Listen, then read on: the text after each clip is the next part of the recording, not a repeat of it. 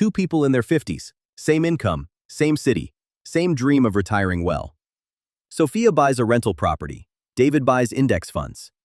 25 years later, only one of them is right about why they won, and it's probably not the reason you'd guess. If you're in your 50s deciding where your money should go, this is the comparison nobody explains honestly. So let's do the math, calmly. You'll see three things. How real estate and index funds really compare once you strip out the hype. Where each one quietly costs you, in money, in time, and in stress. And how to choose the path that fits the next 10 to 15 years of your life. No hype, no guarantees, just the real trade-offs. Sophia and David are both 52. Each has $60,000, plus about $400 a month to add. Sophia buys a $300,000 duplex with her $60,000 down. Her mortgage runs about $1,600 a month, but she rents the other half for $1,400, so her real housing cost drops to almost nothing. David puts his $60,000 into a low-cost index fund, basically a basket that owns a tiny slice of hundreds of companies, and adds $400 a month. Nobody likes his screenshots. Both think they're winning.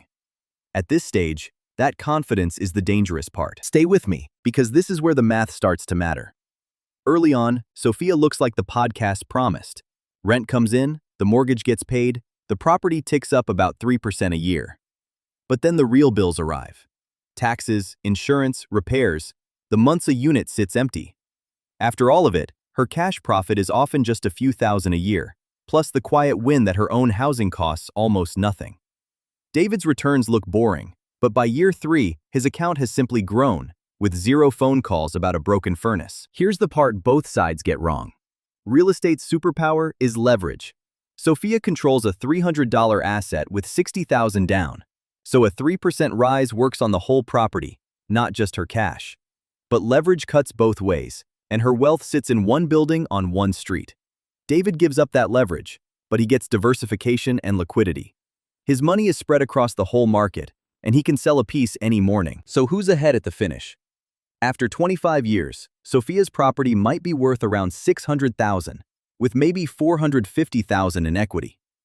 David's portfolio, through steady compounding, might land near $600,000 too. They end up remarkably close. The difference was never the asset. It was the cost each person didn't see coming. Sophia underestimated the time, the tenants, the repairs, the weekends. David underestimated the psychology, the discipline to keep buying when the market drops and everyone's scared. Neither one is wrong. But both demand commitment, and the wrong fit is what quietly loses. So stop asking which one wins. With 10 to 15 years until retirement, ask which one fits your life, your temperament, and your time. Real estate rewards people who like to be hands-on. Index funds reward people who set a plan and leave it alone.